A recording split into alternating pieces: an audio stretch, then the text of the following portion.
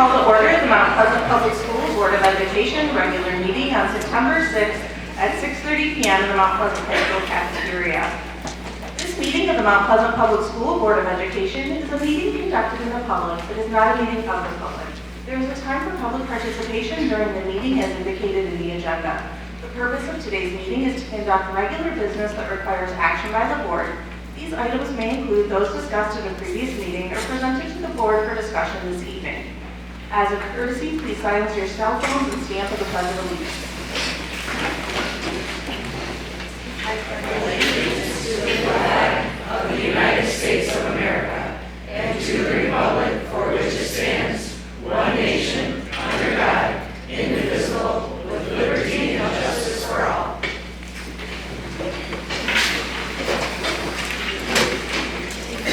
The Indigenous Land Acknowledgement Statement. Mount Pleasant Public Schools is honored to acknowledge the Anishinaabe people whose traditional land we are gathered on today. To recognize the Anishinaabe people and their ancestral land is our expression of gratitude and appreciation and a way of honoring the Indigenous people who have been living and working on this land since time immemorial, and whose land on which the Saginaw Chippewa Indian tribe have resided and have continued to reside on for centuries. We feel it is important to understand the long-standing history of this land and to seek to understand our place within that history. Roll call. Courtney Stegman. Sheila Murphy. Here. Jessica Jernigan. Here. Queen Pangle. Here. Tim Oderberg. Here. Amy Bond. Here. Dana Coppins. Here. Next is the approval of the agenda. Does anybody have anything they'd like to change or add? Not seeing any, we move into the superintendent report. Good evening, everyone. The first item on my report this evening is a safety update for Mount Pleasant Middle School. I'll introduce you Matt Waldersap. Matt is the assistant principal at Mount Pleasant Middle School, and as he's making his way up here, although he's going to focus a lot on the middle school, Matt also has boldly taken on the role of our district safety coordinator, and he's really helped us all up our game in that area, so we're very grateful for all of his efforts. So, thanks, Matt. Yeah. Thanks for.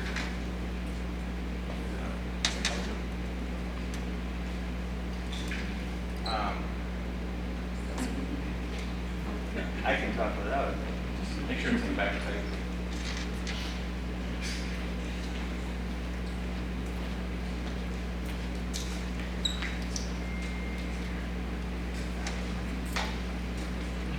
We have just a minute so everyone can hear.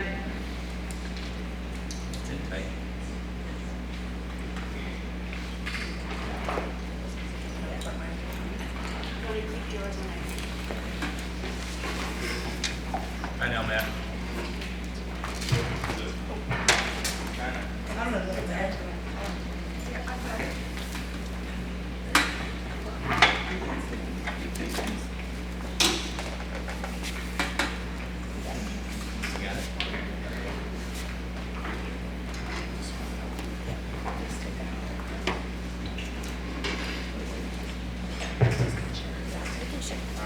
Is that better? Much better. Okay. Let's get Matt Waldersap. What an entrance. Thank you. It's really nice to hear talk about this topic. I believe that our district's done a lot of work over the last year and even previous to that on just the safety for buildings, for our students and our staff.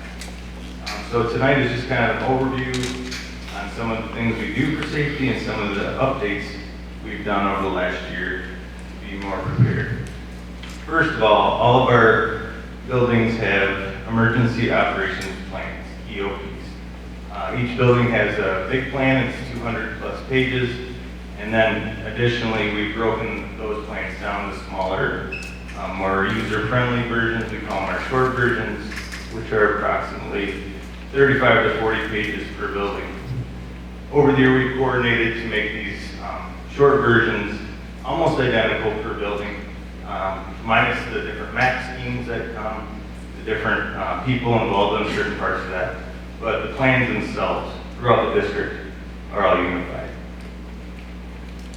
Additionally, which kind of goes hand in hand with that, is we've updated all of our fire and our tornado maps.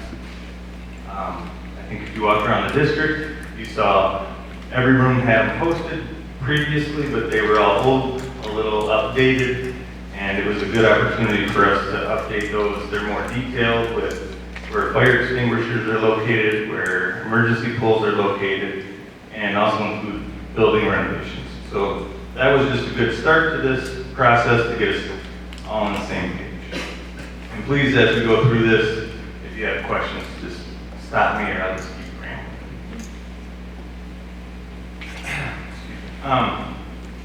So we do drills throughout the district. Every building does 5 fire drills, 3 lockdown drills, and 2 tornado drills. This year we've coordinated with the fire department.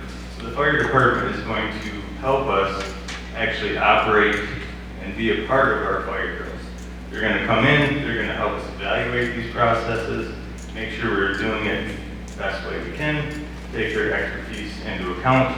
They're also going to throw scenarios at our students and staff and maybe block certain exits that they would take just to kind of throw a twist, see how they react in case there's a fire at the end of the hall where you normally exit, how they would respond to that. We started doing that a little bit last year, but all of our buildings will experience those drills this year. We have, again, 3 lockdown drills per building. In this district, we kind of call them the green vest drills, and that's where the police department comes in, assists us in operating these drills as well, and they set the drills off with the officers wearing a green vest. The officers also help us clear the building after a drill and also sit down with us to evaluate how the drills went and where we can make improvements. Tornado drills are kind of just self-explanatory. We handle those pretty much on our own, but have gone through some processes to narrow down the absolute safest places for our students and staff. New this year to our district, we're going to have Merc Drills, and we all have Merc teams. They're medical emergency response teams, and the fire department again is going to assist us in conducting these unannounced drills in each of our buildings, 2 per year.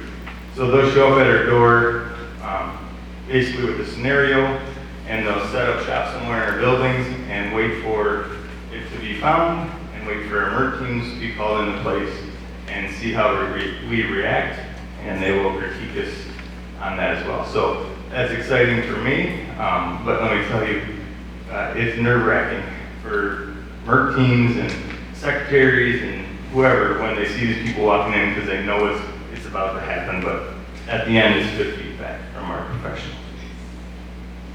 Any questions to this point?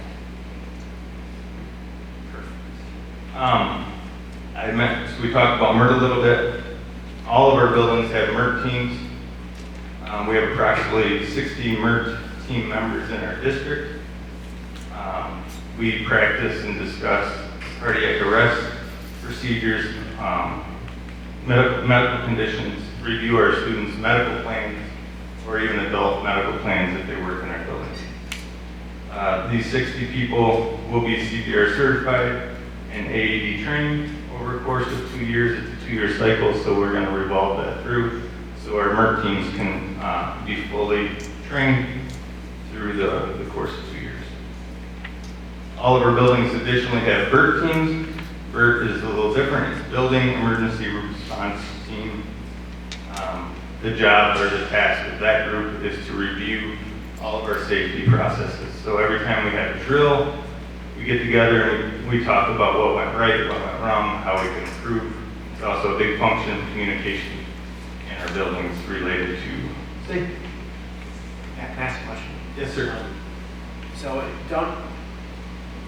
doesn't all of our staff get CPR and AED training every year? So isn't everyone trained in a lot of these medical response things? So this is kind of the MERT's kind of on top of all of that. Yeah, all of our staff is not CPR certified. Most of our coaches, I don't know what the mandate is, but our coaching staffs are. A lot of our PE teachers are, a lot of our special ed staff are, but in general, not everybody is. I think new teachers have to have it too. But it's a 2-year certification and those tend to expire and whatnot, so we feel that this group is the group that's being called to help with their medical responses, so we want to make sure they have the most current training possible.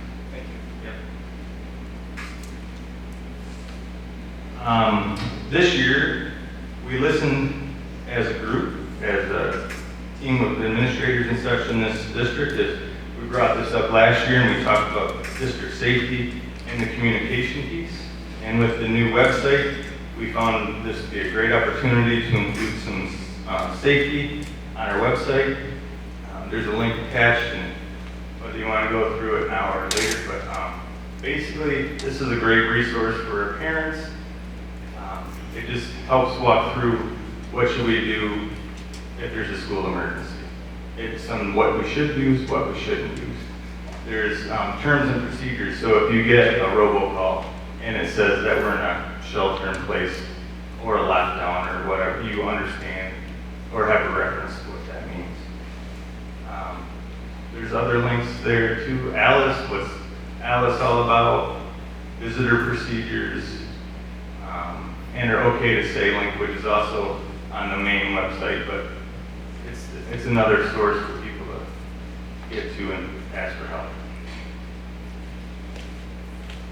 Most of our communication during an incident, that's the other piece. When we have an incident happen in the school, we want to be more clear and able to respond and let parents know what the incident was and how they can best help. So we've created and prepared statements which go out to the public and the parents when these situations happen, primarily through a robocall, sometimes through our website and such. But I think that'll create a better, quicker communication link to parents when these situations happen. But we are really excited about the webpage and that link. Finally, last slide. This year, the new thing we did, all of our classroom doors will be locked and shut during instruction time. So that's basically all the time. Previous years, the doors had to be locked, but they could be propped by magnets or other devices. So the door was locked and we could pull it shut quickly. But on recommendation from our fire department and our police department, we made the decision that all classroom doors would be shut and locked during instruction times. It's not an easy task because there's a lot of interruptions to the classrooms, and each building has to work through those situations. But so far, it's been pretty good feedback, and it's actually cut down on some interruptions from the hallways to the classrooms. Our works in progress for safety in our district. We're continuing to install night lock. On our doors, we have a few doors to catch up on in the middle school and high school, and I believe in the very near future, our elementary schools will be getting the night locks installed also. So what a good initiative that is. We have new camera systems that are being installed in our buildings, which will help us monitor safety in our hallways and outdoors, and help us review and get to the bottom of things faster and more reliable as well. An additional thing that came to us from a community member is Life Back, and I've included a couple links more for you to review later. The Inside Edition one was an actual segment for you to watch if you want. But it just kind of gives you some information on the Life Back. The Life Back is basically something to help assist you when somebody's choking, and you use it if the Heimlich doesn't work. It's like the last resort, but to my knowledge, it's still 100% successful when used. So we're looking at how we can implement that throughout our district and our buildings. Another thing, finally, to bring up is it's great to have our firefighters and our police officers use our buildings for training. This year, we've had active shooter training in our buildings. We have K-9 units that come and train in our buildings, so it's really great that our law enforcement officers are here training. They're familiar with our buildings, they're familiar with our staff, with their administration, so it's just a good piece. So if they ever have to come in, it's not the first time they've done it. So we're really happy and thank them for using our facilities for that. So I guess that's kind of just my update on what's going on, what's to come for safety in our district. Any questions? I'd just like to thank you for putting all that information on the website. That seems like something that parents were asking for, and I think the students were asking for last year, so I'm glad that we have that now. Thank you. Thanks.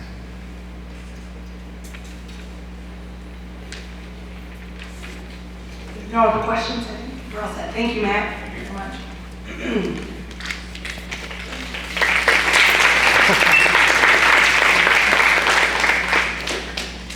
The next item under my report is to talk about the diversity, equity, and inclusion professional development that was offered at Mount Pleasant Middle School. What you see on the screen behind me, I'll scroll those pages as we go through, but they are the pages that were distributed, part of a packet of information that was distributed after this training happened for Mount Pleasant Middle School staff on August 16th. And I do have a prepared statement that I will be reading this evening. Then we'll open this up for board member discussion. As you all know, Mount Pleasant Public Schools is committed to creating a diverse and inclusive environment for all students and staff. This is clearly laid out in the district's strategic plan, which was created in 2019. As a staff, we began working towards becoming a more inclusive and trauma-informed school district through the Project Aware grant, close to that same time. During the week of August 15th, Mount Pleasant Middle School staff members were presented with a packet of materials during a back-to-school professional development and staff meeting. The posted materials here this evening are only part of a larger packet that was given to all staff members. The packet of information was not reviewed. It was meant to be used at upcoming staff meetings throughout the school year. It was never intended to be used with students. At this point, based on the request of the facilitators and district administrators, we have decided to pause on this professional development for the Mount Pleasant Middle School staff members. We will move forward with our efforts digging deeper into the benefits of inclusive practices through the district's Diversity, Equity, and Inclusion Task Force, the middle school's Diversity, Equity, and Inclusion Task Force, and through our participation in the MASA Beyond Equity program. Ultimately, our goal remains the same, which is to create an inclusive environment for all students and staff. As we move forward with this work, we will provide updates on our goals and our progress. So I will continue to scroll through these pages. I know it's difficult to see, but I know many of you already have seen this, this information, and this is in all the board members' packets. So I'll open it up to any discussion, questions, responses. I guess my first question is, a lot of this is obviously what is referred to as CRT, critical race theory. At the beginning, or for a number of years, I've been asking, you know, do we teach this, no, never gonna do it. And yet, under the name of DEI, we have critical race theory. All right, so I guess, how did that get in? I mean, did we not review what was going to come in that packet before we approved the training? Because at this point, my trust in you telling me DEI is not CRT has just been, I can't trust that. I understand that. This information, again, is only a portion of the entire packet. I believe I shared at one point with board members the whole packet. So these are select documents pulled out of that packet. To answer your question, there were several meetings with the Mount Pleasant Middle School administrators and DEI group with these facilitators, but this entire packet was not shared with them prior to that.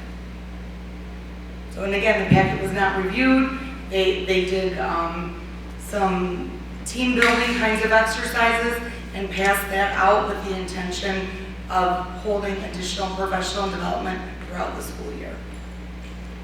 So I guess I guess I missed what was in the entire packet. Where do I find that? And where do parents find that so that they can feel secure in what's being discussed with the staff? because that does indirectly affect kids. Sure. So do they have access to that, I guess is what I'm asking. I can send that to you directly if I feel like I did, but I'll make sure that you Yeah, get it may that. have, and I just Yep, that's missed okay. it. And then if there are parents that would like to review the packet, they can contact my office and they can come in to review it. I don't have, it's not my packet, it's not my work, so I don't have permission to widely distribute the entire packet, but certainly much like reviewing curriculum or reviewing any programs, it's common practice for parents to contact my office and come in and review those materials. And I think it's worth reiterating that we are not using these materials. Correct. And I think it's also important I understand the fact that parents would want to know what conversations are being had even with the teachers, but this material was never to be used with students in any shape or form.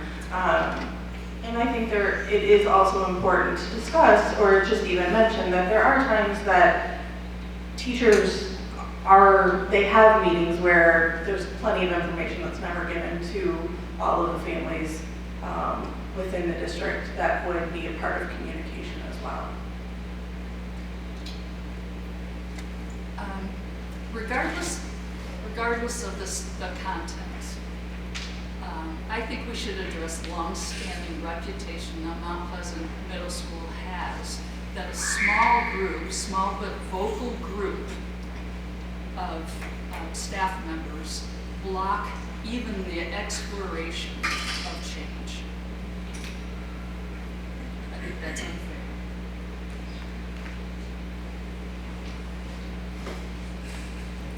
Sheila, I have another question. So I'm scrolling through these documents and I don't see where it says critical race theory. Can you help me No, it understand doesn't say it, but if you go. where it is critical race theory? It doesn't say it, but if you go and look and research critical race theory, this is basically critical race theory. So this is where I would disagree. To me, diversity, inclusion, and equity work is quite distinct from critical race theory, which is a body of literature that lets us look at our history with a specific lens. And to me, this is work that really is aiming at teachers to think about how our classrooms can be as inclusive as possible. And being inclusive is part of our mission statement as a district. And so while I understand that you were confused about what these documents were, to me those are quite distinct between a lens at which we look at our history and what we present to teachers so that we know some of our students at the middle school do not feel included. And I feel that this is the work that we have to start doing, maybe with a different set of handouts. I'm not saying this is the training to follow, but I think we can all agree that we want every single child to feel included. And the way we go about this, we can look at different things, we can hear recommendations, but I think it's important to remember that that's what we're all after. Can you point to some specific content that is to you CRT or Well, just deeply CRT informed? white supremacy culture. Okay.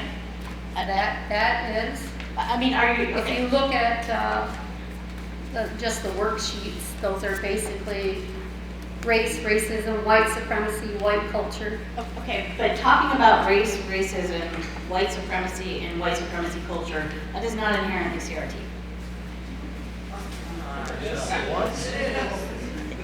It's got quite a bit of CRT in it. Okay, I'm asking, read a sentence that is CRT.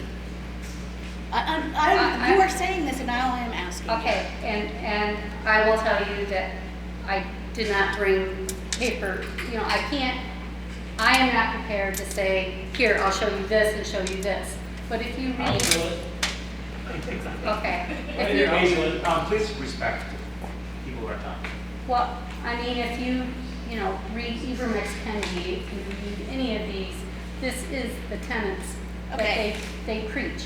So I don't have a direct linkage, but these are the tenets of what Okay, they're so preaching as CRT. Are you saying that white supremacy does not exist? That white supremacy culture does not exist? I don't believe it does. Okay, are you saying that racism does not exist? Not in the degree that they're bringing here. There's racism on all sorts of levels, going both ways. Okay, thank you. That is helpful for me.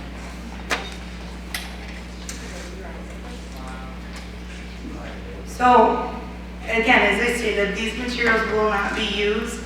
I did bring additional information which regarding the MASA Beyond Equity program that we're going to engage in. And that is a small group, just 5 people. We'll work with MASA, which is the Michigan Association of School Administrators. And they'll look at the potential of doing a diversity audit for our district, looking at what a plan might look like. So it will really give us more data-based information to bring back before we embark on a training of this nature. So from the perspective of the facilitators, we need to resequence our efforts, and that's what we're working on. I don't know if anyone else has other comments. No, I think we can move on to the district DEI. Okay, so the next item under the report is that Eileen was going to announce the names of our DEI task force members. Thank you, Jennifer. We were very pleased. We had 42 applicants for our district-wide Diversity, Equity, and Inclusion Task Force. If you recall, we decided to launch it in April. We had applications going in at the end of the school year. I believe the application was due around mid-July. We took about a month to review. We took all applications, we scored them based on the criteria that were stated in the application instructions. These criteria also were read out loud at the board meeting, and we followed best practices to compose as diverse a team as we could. I wanted to take a minute to say today that obviously not all 42 people were taken on the task force. That would be too large of a group. And so we did want to say that for folks that did not make this task force, there will be other opportunities to participate in our initiatives in the incoming months, and we will make sure to inform the district of these opportunities as they come. I will read the 17 people that received an invitation to join for the year 2022-2023. We have Alexia Kane, Taylor Idema, Maria Velasquez, Melissa Montoya, John Humiston, Debbie Peterson, Tamara Neff, Lisa Kranz-Agaf, Caitlin Pelcher, Elia Ransberg, Shannon Jolliet-Dettori, Nicole Hagel, Marcel Davis, Latifa Yeager, Angie Jasper, Zach Cresswell, and Kim Funnel. Thank you. Thank you, Eileen. The next item under my report is the resolution concerning sexuality and gender education and promotion in Michigan public schools. That resolution was presented to us 2 board meetings ago.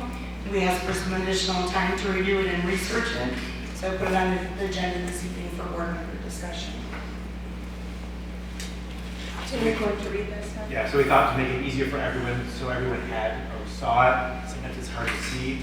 I'm going to read it, and so you can hear what the resolution is, to give a record of it so the public can hear everything that we're having. So I'm reading the document that was presented to us at that board meeting. Resolution concerning sexuality and the gender education and promotion in Michigan public schools. Whereas state of Michigan law established the role of parents in their children's education and ensures a positive environment within the public schools that serves the needs of the pupils. And whereas 380.10 Rights of Parents and Legal Guardians, Duties of Public Schools, Section 10 states, it is the natural fundamental right of parents and legal guardians to determine and direct the care, teaching, and education of their children. The public schools of this state serve the needs of the pupils by cooperating with the pupils' parents and legal guardians to develop the pupils' intellectual capabilities and vocational skills in a safe and positive environment. And whereas parents and legal guardians, further referred to as parents, have the right to direct their children's instruction and to prevent them from promotions that are against the will and direction of for the care, teaching, and education of their children without penalty to their children. And whereas we acknowledge that being an American pupil is a title that can carry many varied attributes, including beliefs, values, and religions, or lack thereof.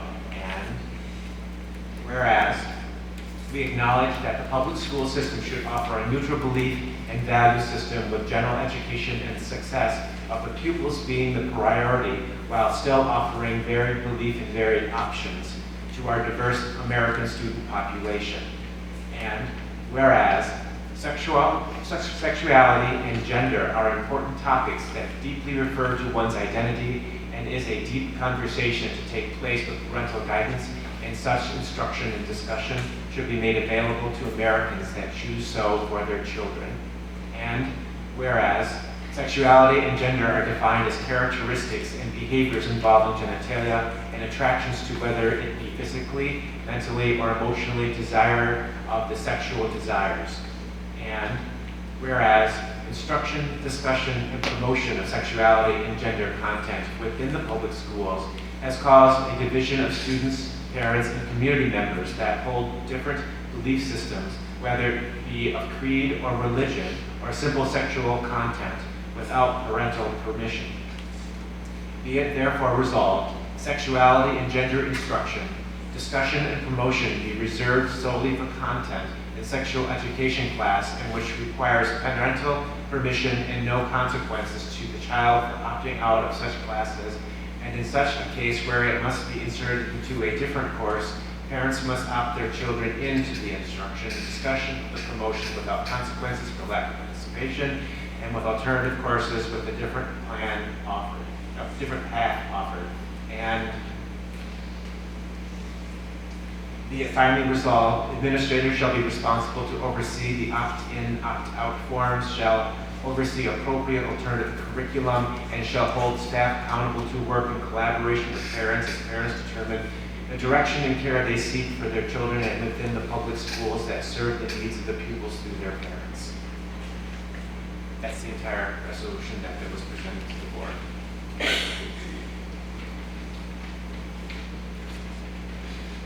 Does anybody on the board have anything to talk about at this time regarding the resolution? Any questions that they have? We know that public comment is coming up. Anything that they would like to talk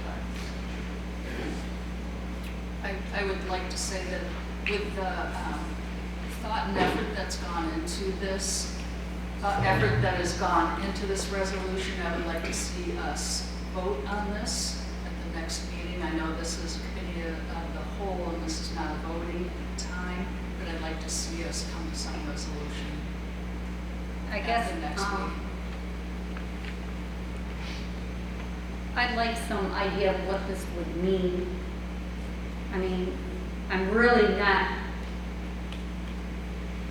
my gist of this is that when you're going to discuss sexuality and gender identity, that type of thing, it's going to be an opt-in.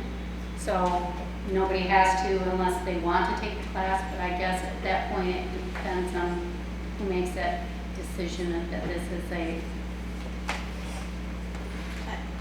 it gets a little hard to you know, who makes that call that this is gone too far over the fence, or those would be the things that I think in general, I like the concept, I just don't know how the implementation would work. Yeah, I also have questions that are largely practical questions.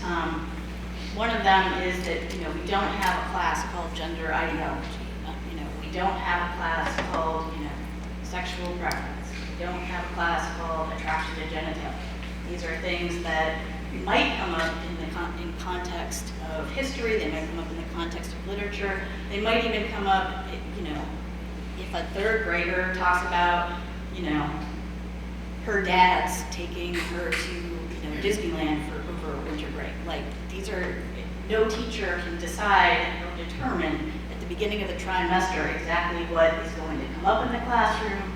You know, that's just not how teaching works. And I don't know, I mean, just at the level of Yeah. like, how do we define gender? Well, and here's the thing, I don't think that that's the type of thing that is going after, but it could. It could. I think what they're doing is, I think they want to limit what's being taught and how far it goes. But again, it's the implementation and who makes that decision. That's the kind of thing I think that needs to be worked out in this before we can, again, we could get into go into the weeds with this as far as, well, what if somebody brings this up that instead of no, and that's the kind of stuff that I think needs to be worked out before this would go any. Well, and I would argue that for us, the intent of the creators of this document is irrelevant. I mean, if we adopt it and make it ours, then it's ours, and we are the ones who have to determine Well, what that's does what this I'm mean. saying, the way it sits, it's much too general, and there's no practical, there's too many questions I agree. to be able to, but I think it's a reasonable discussion to have, or, how can we address this issue in maybe a different way? Well, and one question I had, and I don't know if we actually have this data, I wondered if we could sort of use the number of families that opt out of sex ed as a kind of proxy for, families most likely to make use of this opt-in, or... Well, I think maybe what they're looking for is if you're going to discuss this kind of thing, maybe we should have a gender studies class, or maybe we should offer a class that's going to address these issues and keep them out of the general. Well, but there, and again, this is getting into the weeds, I guess, but there are ways in which it's always going to get into the general. I mean, again, like, I don't know what gender means here, and I don't know how you keep gender out of a classroom. It's not feasible. Well, and I'm also wondering, because where I really see this potentially causing an issue is if a student asks a question. Let's say just proposes an honest to goodness question within their class. Is that then, as we're talking about the weeds and the gray areas and things like that, like, to me, it does not offer enough of a kind of guideline with teachers then of what they're supposed to do, because also we don't want to shut down our students' voices. We don't want to make it so that students are afraid to ask a question in class and the teacher's afraid to answer it. And I'm saying about anything. I'm not saying specific to this, but I think what we do is we get in that slippery slope where all of a sudden the next thing we know, we're going to have people saying, well, this falls under that, this doesn't fall under this. And I think it could get potentially really dangerous as the way that it is written. I agree. That's my concern too, is I think you have a problem with if it's an honest question asked by a student. I think that's where we really get into the weeds on it. And that's my real concern. Is there anything else anyone would? No, I would second what you said, Amy. I feel the same way, that it's a slippery slope. And again, like, we want our classroom to be inclusive. And so I would actually go back to that conversation that, to me, when I read this, that's the most important part, that all the students can feel safe and included. But I think we do need to respect the fact that there are people who don't want their kids exposed to certain subjects, and their needs or their wants need to be addressed as well. So how can we, or what can we implement that would allow them the option to opt out? Well, and I mean, I also wonder if we already have systems in place that can do a lot of what this document is trying to do. I mean, the first step is talk to your student's teacher. Most students most teachers in our district, all the teachers that I know are happy to provide alternate assignments, are happy to make accommodations. I feel like that's where it starts, and unless we have, and again, this is why I brought up the idea of how many families each year opt out of sex ed. If we use that as a proxy for how many people are likely to support this measure or want this kind of a la carte opt-in system, How many parents though even know what's being, honestly, take the time to find out what's being taught and don't realize that this is being taught? and then But surprise. they can by asking. Yes, they can. I mean, But a lot of parents don't realize that they have to.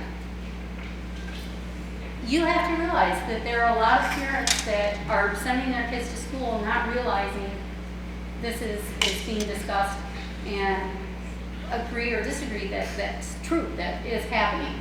And so what I'm saying is maybe we should, in the syllabus, provide, you know, these, many teachers are doing that already. which is great. Yes. And I just, again, I'm But happy. maybe we should make sure But all I, teachers do it. I'm not opposed to that at all, but I also feel like putting the onus on teachers, creating more work for them, creating more systems for administrators, rather than making parents aware through a newsletter or whatever, that And that's fine, as long as parents are made aware. if they know. Well, sorry, I'm sorry, I don't mean to cut off. I just, really quick, everything that is being taught is in our general curriculum that is on our website.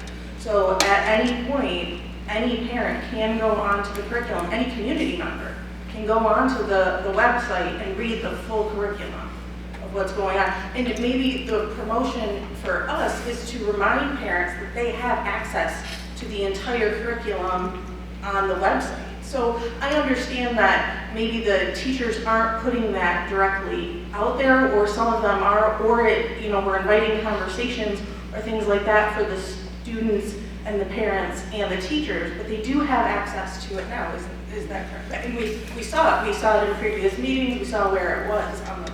And I would add, not only is it on the website, but it's state approved, has been reviewed, and this is not something that as a board we decided. This is something that goes back to Michigan and national standards.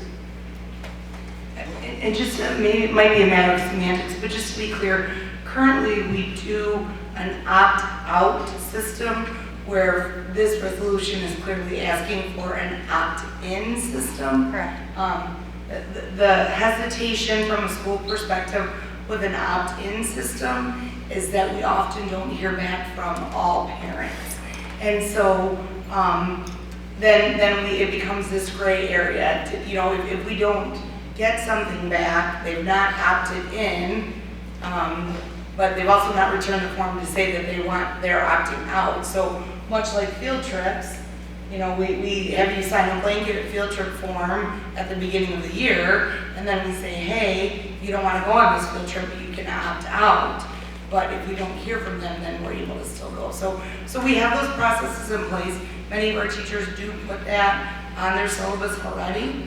But it is, I just want to be clear that to me is one thing that really stood out in the resolution, that they're asking for a shift in our system. Yeah, I mean, that's kind of a logistical, that's a heavy lift logistically. And Sheila, to your point about parents who are not always well informed, that was a concern of mine as well. Like, there are parents we know who are not super engaged, and their kids don't take a form out of their backpack, or they miss the email, and then those people are going to be opted out, just by accident. And that seems like a disservice to our students. One of the concerns that I have is there's a lot of vague in this, and it's very difficult to create a policy that you need people to follow that's so vague. Because no one will ever know whether you're doing it right or wrong until you snap back, and then consistency with that, how the punishment or the correction of the behavior is almost impossible, because it's very, very difficult to figure out.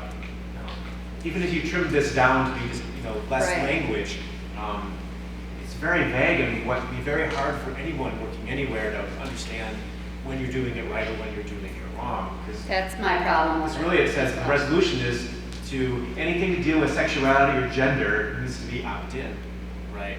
So that's almost every book that we read deals exactly with sexuality and gender. It's everywhere. That's all the world literature practically. Romeo and Juliet is all about sexuality and gender. All of these things that we've always read, so it's very hard to, but then is it also a disservice to have a blanket opt-in at the beginning of the year, right? So is that our carte blanche? Is that you opted in, so we don't have to inform you because you opted in and you made a conscious decision. position. Again, my problem with this is it's too vague and there's not enough clarity as to, so, yeah. But my thing is too, I just think it's really important. Parents who are concerned about this need to become informed. They need to know what books are being offered or are part of the syllabus, and they need to step up and make those decisions. So I guess my question is then to you all, how do we move forward with getting some of the answers to those questions? We do have an invitation from a member of the Moms of Liberty of Isabella County to meet with board members. We have 3 board members that said they're willing to meet. I don't know if that would be the best way to set up that meeting. Maybe have board members give questions to those 3 representatives. They do the meeting and then come back and share. Is that? I don't know, one of my concerns is this is just one component of the entire community. So, you know, isn't that some of the functions of some of the things that we're trying to do is to get all the voices of our community, not just one voice of the community, to listen to what all of everyone's just needs and issues and, you know, ideas are. I think there's avenues for that. And I think this resolution is pretty clear. Well, I should say it's clear, but what they want to offer is they put it out there and they've done a nice job getting that into the public's eye and having our conversation about it. So that would be my concern is this is just one group, so we have to keep our view broad. And so then if we do that, then we're going to offer that same service up to any one constituency group within our community to see, and then how do you move forward again? So how do you define sexuality? How do you define gender? So it's really this whole resolution is this, all the whereas in the resolution are just color and adding to help clarify some things. So really what you look at is the therefore we resolve that. And really the therefore we resolve is no sexuality and gender can be taught. We have to have an opt-in system, and the administrator's responsibility is to monitor that system and make sure that those processes are being followed to the parents' wishes. And so, Again, I think the most important thing is that parents are made aware of the syllabuses, and they're given the books, and they're given that information before even the kids sign up for the class. I mean, they should have some way of knowing what's going to be discussed and if you're uncomfortable with that, then you either contact the teacher or you choose another class. And they can do that now. Yeah. But what I'm saying is, that's what I'm saying is we just need to make sure that those are in place and those are required and that's going out there. So I'm sure everybody's got their syllabus well before, you know, with the list of their books and what the reading is and that kind of thing, so that the parents can inform themselves and make that decision. I think that's where the decision needs to be. And they just need to have the information. And they need those communication systems saying is that if there's things that your child is sensitive to or that you have a family, that's a conversation that you need to have at the beginning of the year with your teacher to see how ways that you can work around that.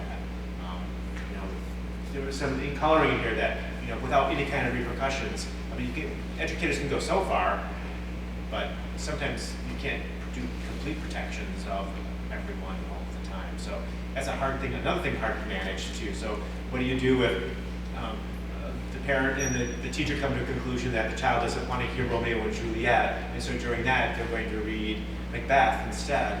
And then everyone else is like, well, why are we reading Macbeth, right? And that drawing attention could be considered an issue where the parents are like, well, why is my kid getting recognized differently for reading Macbeth instead of, so how do we build systems to help the students learn more about how to treat each other with respect? I mean, we do a lot of that work with all of our inclusion and diversity and aware trainings and bullying that we do, trying to help kids get the language to how to support each other when people have different thoughts or beliefs or systems, or, you know, how to behave with each other with respect. So, I don't know, that's another area that I think we need to be looking into. I can tell you that if you are not going to be reading Romeo and Juliet, you'll actually be reading The Miracle Worker. That is the alternate text in our high school. I mean, my other concern, though, is also that we're not just talking about curricula here. I mean, one thing that I keep thinking about is if it's a teacher's practice to ask students the name they want to use and their pronouns at the beginning of the trimester, is that an issue? I mean, is that a problem? I mean, can you opt out of that? Can you opt into that? I don't know how that works. And obviously, just telling teachers they can't do that is disenfranchising, you know, a whole group of students. Okay, so does anybody else have anything to add immediately? Okay, so moving forward, I am wondering then if we can put that on the table. There were 3 board members who were willing to meet with a representative.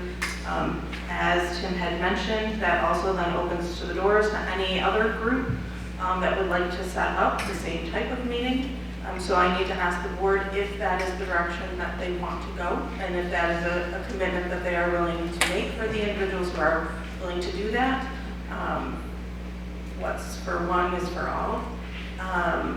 And then you had asked for next meeting in 2 weeks. Yes. To have this specific resolution brought on to the agenda for voting. Is there anything else for clarification, just so we know moving forward before we go on to the next? I mean, I guess would it be useful to compile some questions that are outstanding, you know, that we don't have to air out right now or maybe haven't even thought of yet, but try to get some answers. You know, I have questions, you know, that are legal questions. I have questions that are, you know, questions about state policies. So I'd like some clarity about those. So I mean, I've heard the word vague used multiple times this evening, so I gathered clarifying questions would be great. If you wanted to send them to me, and I can get them to the Moms of Liberty, and then we can move forward from there. I mean, I would like to say again that I'm not necessarily, some of these questions, that's not where I need answers from. And again, if we are making this our policy, it's ours, and it doesn't matter what the intent of the creators is. We're the ones who are going to have to interpret it. We're the ones who are going to have to turn it into, you know, policies and procedures. So there are other experts that I need some clarity from. Thank you. Is there anything else anyone would like to add on this topic at this time? Not seeing anything, we're going to move on to the Mount Pleasant Board of Education candidates. Okay, that was okay. Yeah, one more thing. I just wanted to make sure that everyone publicly knew we do have 2 board seats open in the November election, and we have 6 candidates running for those 2 seats. So I just wanted to publicly announce everyone's name that's running for candidate C. Wheeling Pangle, Sheila Murphy, Tyler Morgan, Steve Lear, Michael Barrett, and Kate Reed are all candidates for our 2 open positions. And that's all under my report for the evening. Thank you. Next, we are going to move on to correspondence. At this time, we have not received correspondence since the previous meeting, but that will move us on to the citizen's request to address the board on any agenda and non-agenda items. As this works, and it has for the past quite a few meetings, you will have your 3 minutes. I will call your name, ask you to approach the microphone. You will then, Tim will let you know when your 3 minutes are up. At that time, we are asking you to wrap up your statement and return to your seat. We do recognize that we want to be able to hear everybody's statement, so we are asking to keep clapping, cheering, all of that. To hold it, because at this point it does interrupt the people. We have a lot of people here. I have 3 pages of people that we want to get to, and we want to make sure that everybody has a chance to be heard. So I would greatly appreciate that. I know the board would appreciate that as well. So with that, we are going to start with Grace Ballinger.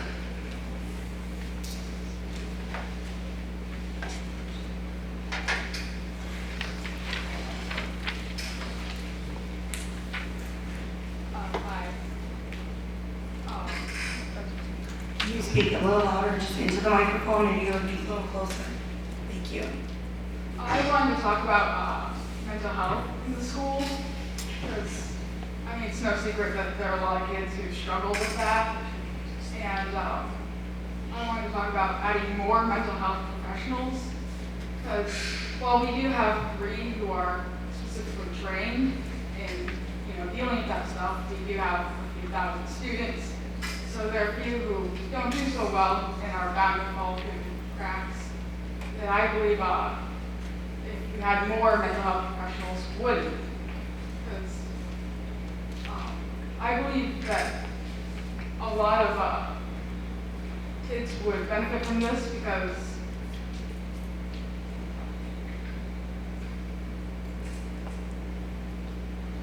they need to talk through their issues at home, because I think a lot of it stems from issues at home of parents not being so involved in their kids' lives, not putting a priority on education, and the kids themselves who give up on themselves and just think that they're not worth it anymore.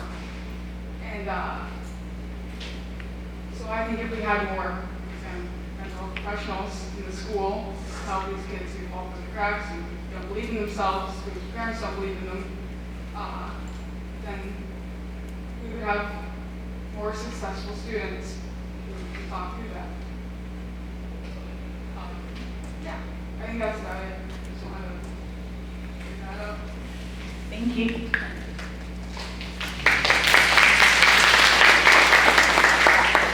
Next is Mark Perry.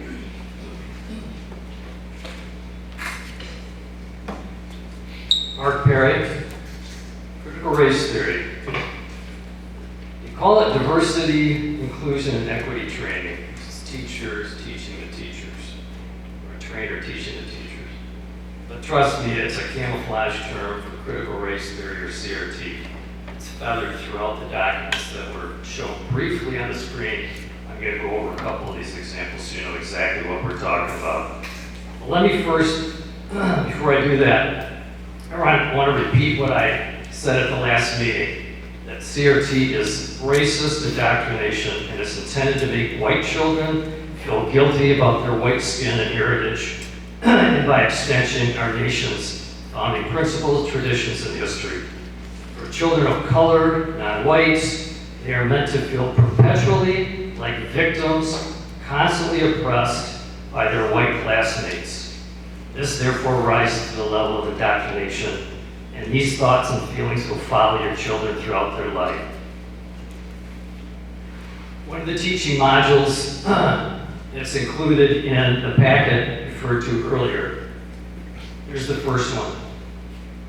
It's a teaching module about privileged groups, i.e. oppressors, in a white supremacist society. If you're white, if you have a college degree, if you're American with Western European heritage, if you're a member of a nuclear family with 2 parents in a heterosexual relationship, it's a heterosexual relationship. Here's a teaching module called White Supremacy Culture. Characteristics of a white supremacist culture and individuals. Perfectionism, overachievement, if you will. That's frowned upon. I'll explain why in a minute. Here's another one. Worship of the written word. Writing skills, strong documentation of writing skills are more highly valued by the organization. That's white supremacist, and it's oppressive to others. Here's another one. Individualism. Individuals can be oppressors. Why? Because the organization values those who can do things, can get things done on their own without needing supervision. They used to be called leadership, now it's called oppression. It's because the oppressors are inflicting victimization on those that don't carry these characteristics. That's the reasoning. Okay, here's another teaching module. This one is asking students to respond and grade themselves on their knowledge of white supremacy and white culture. Here's one example.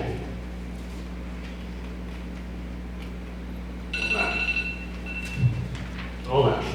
You've had 3 minutes to have comments. I'm aware of the racist and white supremacist biases, assumptions, and stereotypes that impact my thoughts, judgments, decisions, and actions. That's what they're going to be asking your children. Let me give one example. You've had your 2 minutes, please wrap up your comments. I'm going to. People have other issues that they would like to. I understand. How does this play out in real life? The Minneapolis public school system last month Mr. Perry, decided. decided your comments. Thank you. Thank you. Next is Kirsten Nicholson. Thank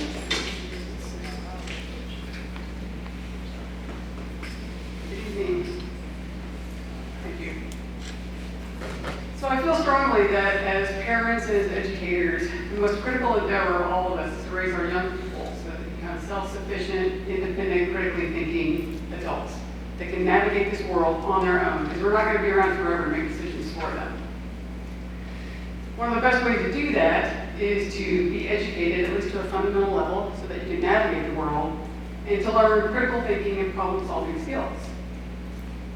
One of the best ways to do that is to, of course, be presented with information that's new to you that you didn't know before, that you have to think through, and then also be given the ability to practice those problem-thinking skills, those problem-solving skills.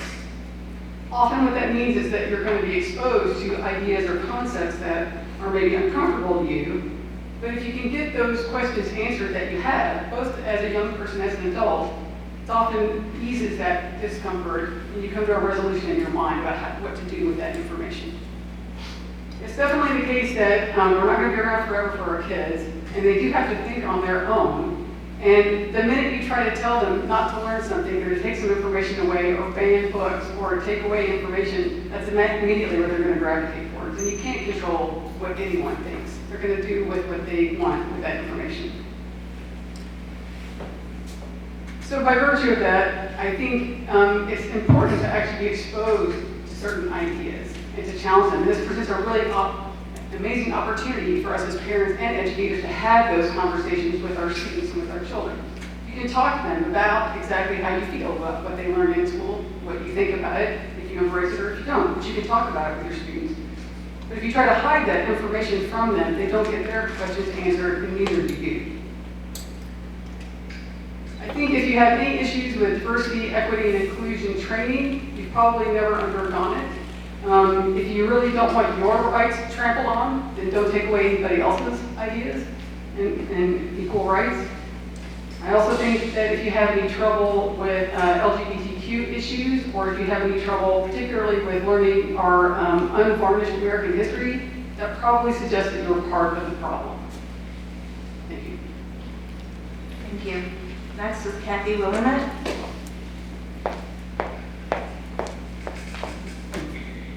Hello everyone, thank you for allowing me the opportunity to address you once again. I think a couple of weeks ago, I should say, I'm a community member. My kids, one of them graduated from high school and is now at CMU. The other is a junior here at the high school. So last time I addressed you, I talked about biological sex and how it's never has been binary, and it doesn't matter what you learned in school and in your biology books, it's not binary, it's not.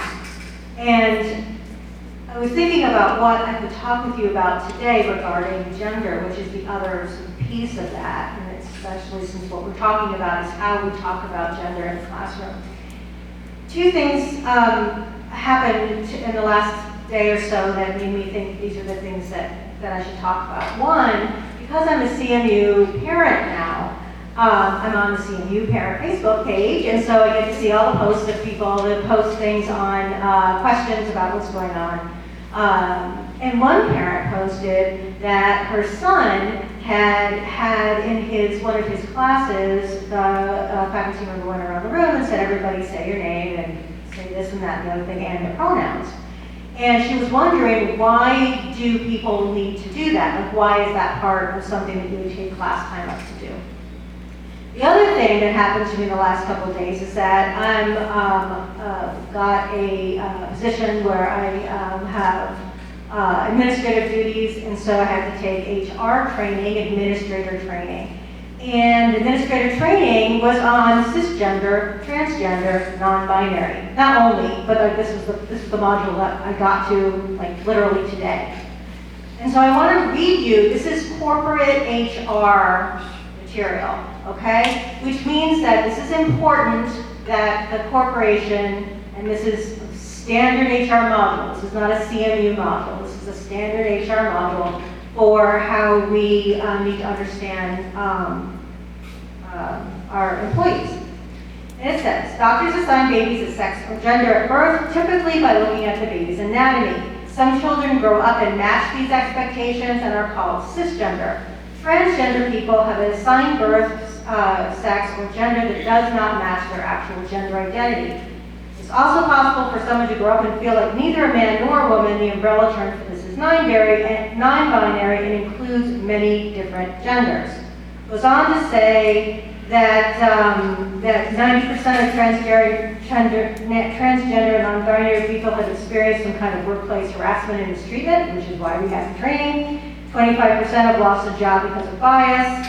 And bathroom harassment is a form of discrimination that may be experienced by transgender, non-conforming, and cisgender people who don't fit stereotypical ideas related to their gender presentation. And then says, make sure you use people's names and the pronouns they use for themselves. Speak up when you hear inappropriate remarks and misgendering. These are the things that we need to teach our children to talk about. Talking about them is how we understand them better. Thank you. Thank you. Next is Heather Chalmers Beardsley.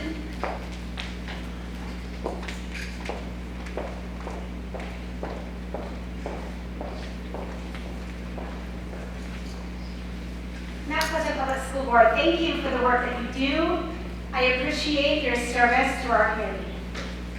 The work that is being done to make Mount Pleasant Public Schools a more inclusive learning environment should be celebrated. A true celebration comes in the form of support. Support for the educators and administrators who are acknowledging there is significant work to be done for actual inclusion.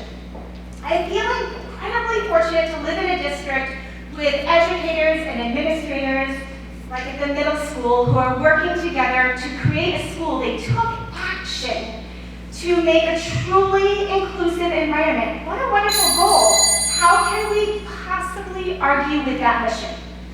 Mount Pleasant Public School Board, please continue to do everything you can to support the educators, like at the middle school, in this district as they work to promote an educational institution grounded in actual justice. When there is opposition, it can be scary, but it doesn't make the work less just. In fact, it proves that we still have a lot of work to do. A denial of racism is proof that we desperately need inclusivity training for our educators. And then, side note, we had a safety report tonight. Actual inclusivity makes all our students feel safe. And it is proven that this is key in suicide prevention. Thank you. Next is Robert Saunders.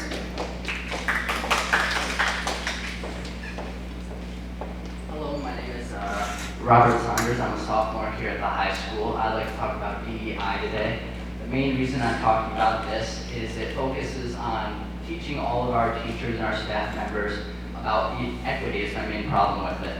Equity is not equality. Equity is the taking away of equality. What equity does is it takes those who have had they've gone out of their way to make themselves better, and it takes their resources and reallocates them to other people. When you look at equity through race, as it says in the toolkit when I go to the Michigan Civil Rights website, it focuses on everything through race, and that leads to critical race theory. And with critical race theory, it leads to affirmative action. Affirmative action is what stops many students from getting into colleges, even though they have very good grades. It allows other people to have lower test scores and get into colleges, even if they don't deserve it.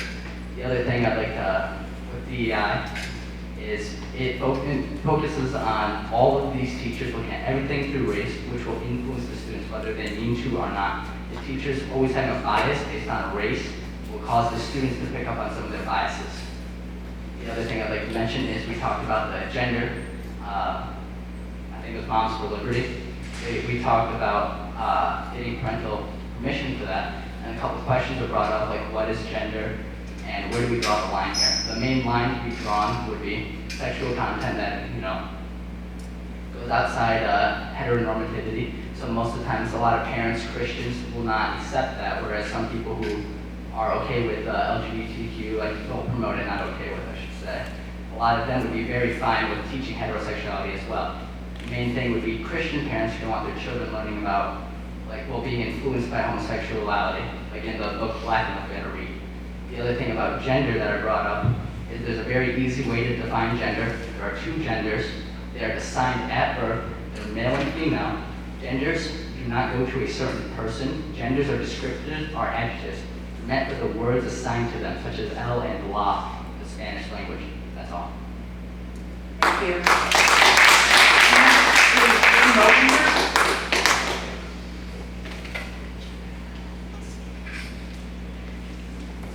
Rosenberg, shake and bake. Why do I say shake and bake? Because I just got your attention. But also, there's probably 3 different things that people in this room thought about. Number 1, you probably thought about chicken. Number 2, you probably possibly thought about drugs. I hope really none of you did. And then if you're like me, you thought about Ricky Bobby. What's my point? My point is, just like a personal religion, your creed or your beliefs, you're not going to argue somebody's interpretation of shake and bake. We are arguing beliefs. If we remove somebody's beliefs, we remove being an American. So when we presented our resolution, the idea was that we honor everybody's beliefs. This isn't about leaving anybody out. It's not about being all-inclusive. It's about making sure that we're including everybody. So to help bring us to a little bit more direction, I've made a nice little poster board here, and this comes from the Advocates for Youth. It's a leader's resource for educators. This is the circles of sexuality. There are 5 circles in sexuality. 4 of those circles specifically discuss sex. The one that does not, this one here is called intimacy. It looks a lot like friendship. If you received a packet, you have one of these that will give you more details on that. But I say this to you because Michigan has a law about human sexuality, and the only place that is to be taught is by a licensed and certified professional that's instructed to do so in a sexual education class. And furthermore, it was brought up how we want students to be able to have teachers address questions that they have about sexuality. Sexuality is sex. It includes sexual behavior. This school has a policy in regards to that, and the only people that can discuss sexual behavior with students by the school policy is a licensed and certified professional within the building. And if a student comes to a staff member in regards to sexuality, which is a sexual behavior, then that staff member, by Mount Pleasant policy, can refer that student to that licensed and certified individual. So if somebody has a pride flag on their door, they better be a licensed and certified individual to discuss sexual behavior. That's all that I have to say, other than thank you. I don't know who's available to speak, but I hope that somebody is. I really do look forward to that, and I hope that you see this policy, although maybe it's not exactly what's needed. This is an outlet to honor everybody's beliefs. So I thank you for that. Thank you. Next is Janet Rushton.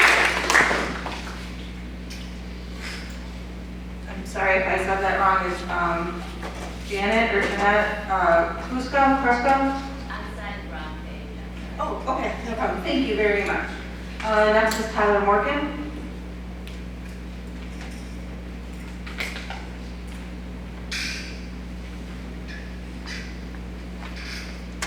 We're not supposed to applaud, but can I use 3 minutes of my time to just give a hand to the students that got up here and had the courage to speak today? My name is Tyler Morgan. I've been a resident in Mount Pleasant for the last 16 years. I'm a parent to a kindergartner, spouse to an educator in the district, and also a former educator in the district myself. I first want to acknowledge that I really admire the passion and the persistence of Moms for Liberty. And it's true that our children learn best by our actions rather than our words. And so Moms for Liberty really embodies that by taking their passion and trying to put it into action to advocate for change. And that's admirable. There are, in fact, many aspects of the resolution that I do support. And that is, for example, that parents do ultimately have the right to direct the education of their children. That doesn't seem too controversial.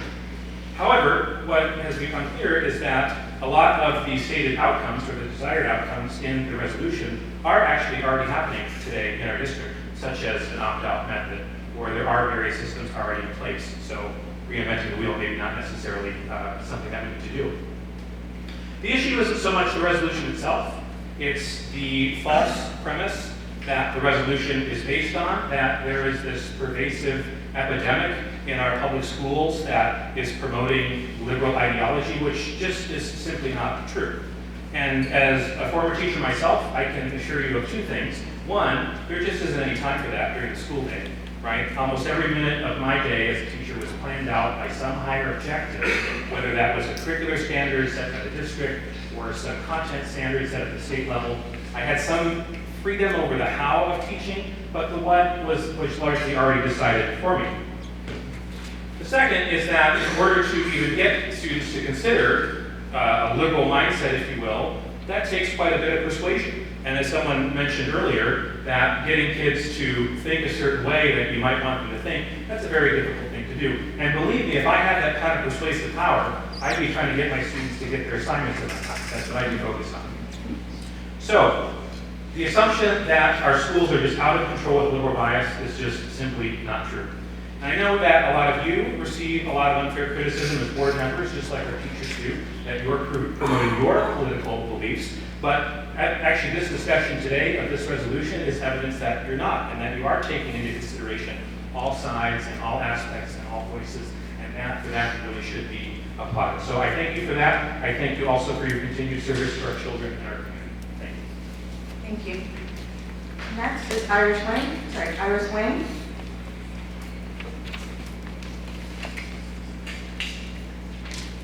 Hello everyone, my name is Iris Huang, and I graduated from Mount Pleasant High School in 2021.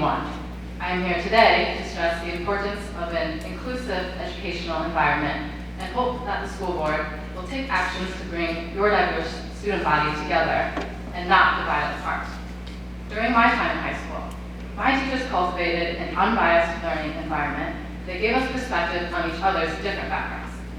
Some lessons that affected me were those regarding the Chinese Exclusion Act and the Japanese internment camps during World War II. If every student who wasn't like me had opted out or hadn't opted in to learning about Asian American history, I would have been left sitting alone in a classroom. Thankfully, this was not the case. And while it may have been uncomfortable, having my peers learn about something related to my identity that hurt people who looked like me prevented me from feeling judged due to my differences, and also made me feel more accepted despite my differences. Unfortunately, LGBTQ+ students may not be able to experience such acceptance if topics as large and vague as gender and sexuality are treated as taboo by their schools. LGBTQ literature, history, and educators will not cease to exist simply because they are not acknowledged. To not represent them in education is blatantly dangerous. According to the Trevor Project, 50% of kids aged 13 to 17 who identified as LGBTQ have considered suicide in the past year. In the United States alone, there are an estimated 2 million LGBTQ young people, which means there are roughly 1 million kids who may have considered taking their own lives. Schools can play a significant role in preventing this. LGBTQ youth who reported their school to affirm their identity through actions like asking preferred pronouns or names also reported a 37% lower rate of suicide attempts. LGBTQ students deserve to be able to express and learn about their identity in any classroom, not just sex ed. Education on topics such as gender, sexuality, or race will not take away from more traditional subjects like math or reading. It will only ensure that students go on to be kind, non-judgmental, and accepting to those around them in whatever profession they choose to pursue. Offering alternative curricula for children determined by their parents or legal guardians is a slippery slope. It creates an echo chamber of a single family's ideologies, furthering the division between students of different households. Education is meant to challenge our beliefs and broaden our perspectives while maintaining our morals. Students of all kinds deserve to be represented in education, and they also deserve to learn about those who are different from themselves. Please do not give any attention to people that attempt to divide your students by separating what is taught to them based on their own backgrounds or their parents' beliefs. I hope you prioritize and continue to prioritize maintaining an inclusive learning environment that provides the same protection, education, and representation for all students, regardless of their differences. Thank you. Thank Thank you. Next is April L. Borton. Good evening, my name is April, as she just stated, and I'm a member of the Saginaw Indian tribe. And I come here on behalf of many grandparents and parents. And what I've heard here tonight, what a lot of confusion. There are so many things that are being thrown at parents and families. And whatever happened to just giving our kids a good education? I can't tell you how many kids come home in our community that are confused by teachers at the school and about their gender. But who are you to educate our kids on what gender is? Again, it should be somebody that's certified, and it should also be the parents. How many of you have reached out to people within my tribal community to get input on a lot of these things that I've seen up here? Critical race theory? I know all too well what critical race is. And I think you're headed down the wrong path. You need to do a whole lot more to educate and inform parents of what you're trying to slide in there, because we know what racism is. There's lots of, and the young lady here, there's racism everywhere. But when do we get back to teaching people how to just treat one another with love and respect? You read the nice little paragraph that's on your agenda every month, but I can tell you I've been to several of your board meetings, and I don't feel like you even care about the Native people. You like our 2% that we give you. So what are you doing to, instead of creating all these other issues, where do they just get their education? Math, reading, science, true history, and what are you guys going to do about it? To improve it without adding all the confusion that you're doing to the students here. I'm just really disappointed. So, I'll be going back to the tribal leadership and sharing, what I learned at each of the meetings that I attend. And I can just say I'm highly disappointed in what children are being exposed to, and how are they supposed to absorb everything that you're throwing at them? At all ages. Thank you. Thank you.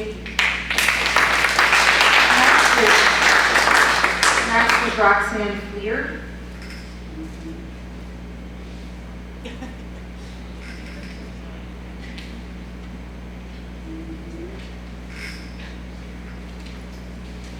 Hi, I'm Roxanne Fleer.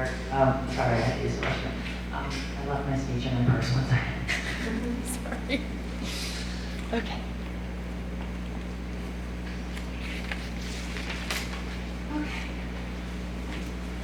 Again, I'm Roxanne Fleer. I'm a resident of Mount Pleasant.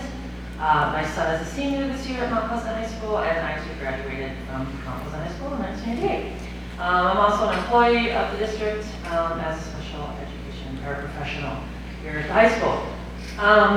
First off, I want to thank the board tonight for taking public comment, and also for all your hard work, dedication, thoughtfulness, and commitment. In response to this resolution that's on the table, when I read it, it just feels very discriminatory to me. It feels like we're asking for censorship. It feels like it's coming from a place of fear. Fear of what is new and different, fear of change, fear of not knowing how to navigate in a world that is changing. It feels like a particular group of people, our LGBTQ youth, are being singled out and asked to be silent about who they are and how they identify. Our LGBTQ youth, as has already been pointed out, is already a very at-risk group of people, and what is being proposed here would have a dramatically negative effect on a population of youth that already runs the risk of suicide in much higher numbers than their counterparts.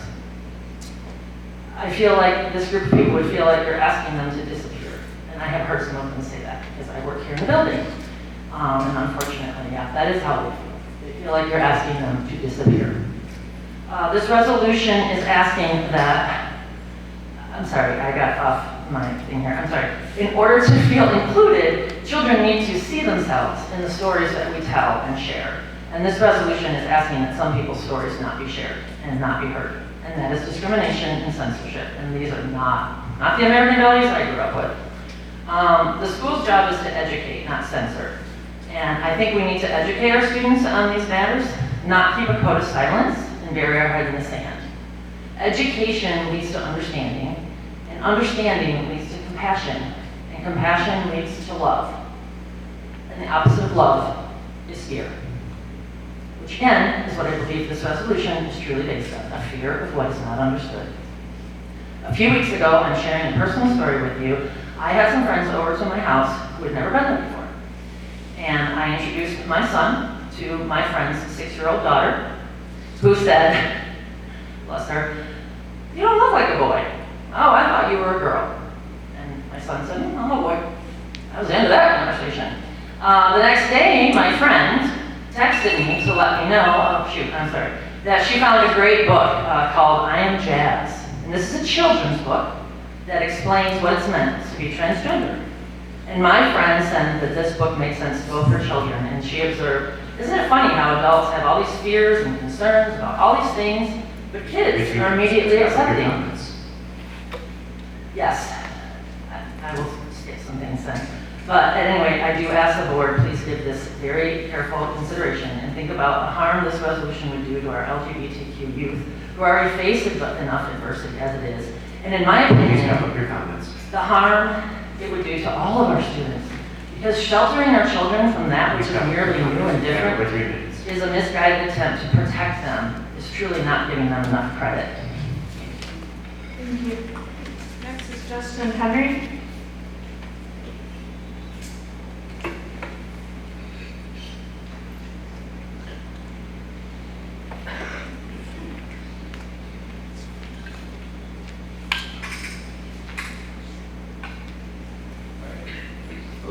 Okay. I think we've heard a couple times tonight that safety and mental health are inclusion, and I just want to reiterate that. We've heard about LGBTQ suicide rates being multiply higher than any other population, and when they're not included, that multiplies again. And so there has been best practice in education for a long time. They've been concerned about this health. And so maintaining the norm of canceling LGBTQ communities, they are normatively, traditionally canceled. We do try to hide them. And continuing to do that is killing them. And we have to own that. And so that's why it has been best practice in educational communities to do things to include. And so having a flag in your room, yes, potentially saves lives. Calling a kid by the pronouns they ask to be called by does save lives. Over a teacher's career, doing those right things probably does save a life. Like literally, that's how radical the numbers are, that a single teacher doing the right thing probably does save a life over an entire career. So asking you to not do that is criminal. Trying to demand that you not do that is criminal. Okay? And I'm thrown way off. I have listened to the kids speak tonight, and they are wiser than the adults. And they are better at having these conversations. And I know from my wife, who's a 7th grade English teacher, that they participate in these conversations because she has to teach speaking and listening standards. And in those standards, she's required to get students to engage with diverse people and perspectives, to prepare and present coherent arguments, to differentiate fact from opinion, to acknowledge new information, and to modify perspectives when warranted. And these kids blossom when she has those conversations. And a couple years ago, she had a unit. She had 5 units, actually, that she designed in collaboration with her counselor and her administrators. And kids have presented this unit to the State Committee of English Teachers, the Council of English Teachers of Michigan, because they were so proud of the conversations they had and the growth they had. And one of those units, the 4th out of 5, was about LGBTQ rights in school. And original documents were given, the primary sources were given, and proper terminology was given. And so students had productive conversations. And part of the problem with this agenda and with what we're hearing tonight is that we can't have productive conversations because we're misdefining terms. We're not agreeing on what words mean. We're not reconciling what they mean to even have productive conversations, and that's on purpose. And adults and politics are obscuring this, and the kids can see through it and do better. And I want to do better, and I want to talk to the people who disagree with me and get to a place where we can have productive conversations so that they can educate our kids better. But they're going to be better because they're learning how to talk to each other in ways that we're not. Thank you. Next is Rowan Frost.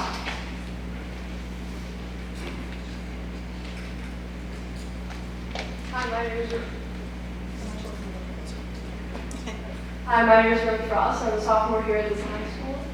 And to start off with this resolution, there's this whole part about like sexuality, and oftentimes they inherently link this to being sexual, whereas sexuality isn't necessarily linked to that.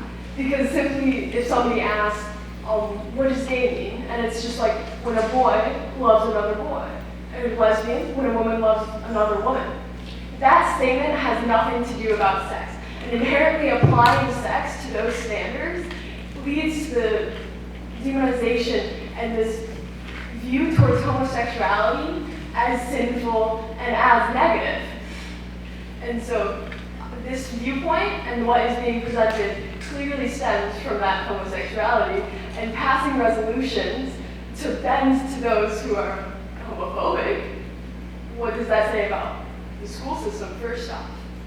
The preferred pronouns, and that being related to the gender debate, preferred pronouns doesn't necessarily have anything to do with being transgender. One can be cisgender and very androgynous, and people aren't quite sure what pronouns they prefer. And simply asking them what pronouns they prefer, why would that have any issues?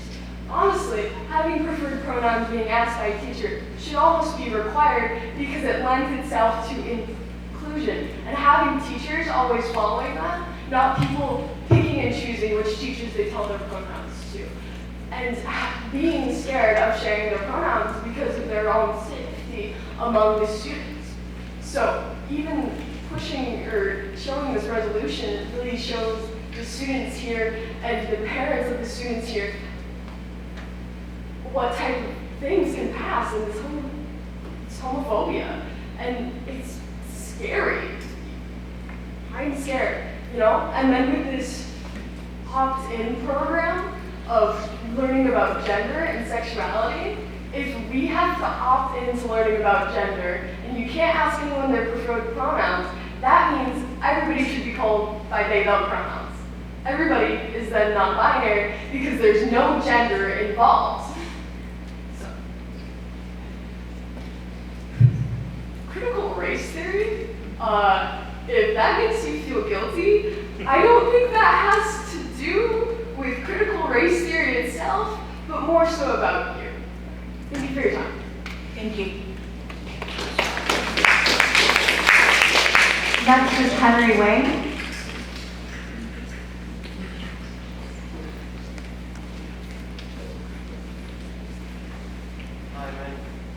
Hi, my name is Henry Wong. I'm a sophomore at the school. I just want to say being a safety measures in the school, and that's it. Thank you. Thank you. Next is Laura Gourlay.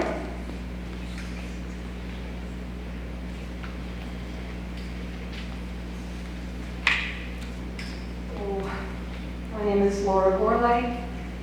I live and work in Mount Pleasant. The author Isabel Wilkerson said, "There are no black people in Africa." And the first time that I heard that, I had to pause, because I had learned Africa was full of black people. A little digging leads me to know that race is a social construct.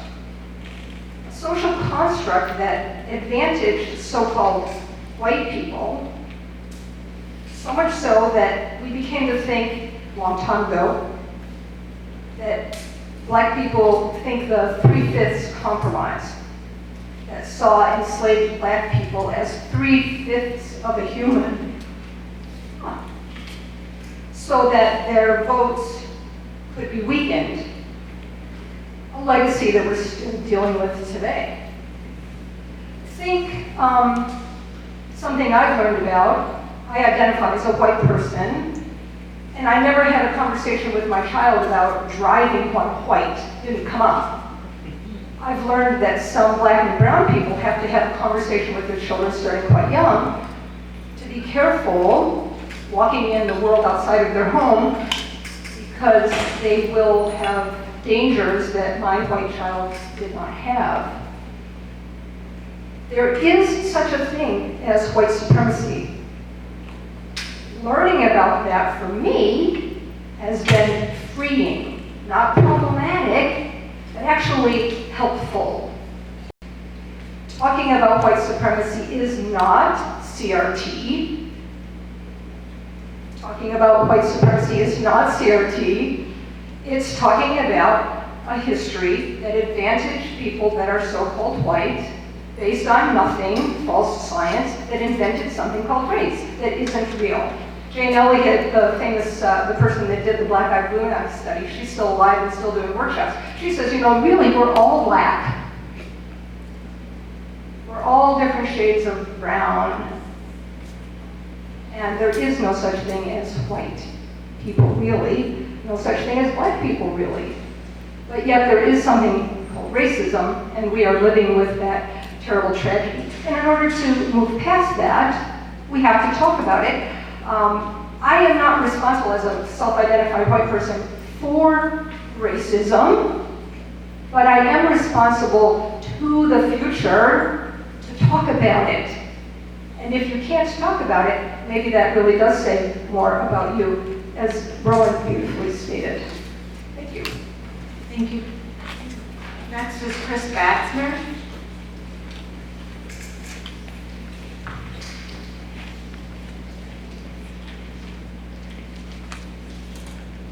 Good evening, my name is Chris Batzner. I have a senior at this high school and I have a fifth grader in the district. My pronouns are she, her, and hers. Before I say what I've written to say, I want to acknowledge all of the amazing students. Oh my gosh, my friends, you are going to change the world. Thank you so much. You are going to change the world. I'm blown away tonight. It was what a treat. Okay, so I'll admit that I am a bit uncomfortable speaking tonight, not because of the topic, but because I am not an expert. And we've heard this word thrown around a little bit tonight. It's funny that I wrote this before I came, and here we are talking about experts and not experts. I expect that many of us here tonight are not experts. In fact, I expect that many of you are not experts. We have heard from some people with experience, vast experience, and experts in their fields. And many opinions have been shared tonight. Some very eloquently, some passionately. Probably many of them are more eloquent than I could share my own opinion. So instead, I am here to say thank you, because I am no expert. I'm learning alongside with many of us as we talk to our students, as I have conversations with my senior about gender, sexuality, community, what she's passionate about, what matters to her, how this school feels to her. We have conversation. I'm not an expert, I learn with her, and that's important. And so I thank you to the board members that care enough to do the same with us as a community and with the students in this district, that are willing to dig in, to do the research, to have the difficult conversations, to listen, and to do your best to keep our district and the policies and inclusivity at top of mind. It's clear that most of you care about the mission of the district to keep our classrooms and schools a safe place that values individuality and inclusion, and I am grateful for that. I support you in your work and your mission. I support you as you continue to make educated and informed decisions, not based on opinion, but based in research and fact and discussion with experts.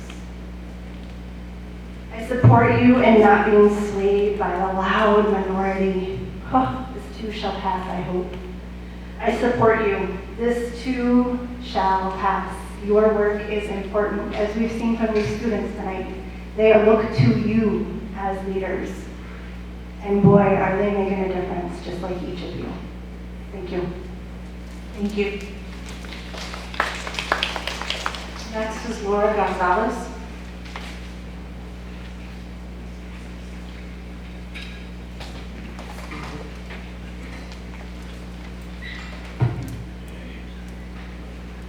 Good evening. Can everybody hear me? That is not my problem. So I would like to first of all say I thank the board and the district for establishing this DEI task force. I also, more importantly, or as importantly, want to also thank you for your public service, for all of you who have decided to put your name out there, to run, to be and try to improve the local community.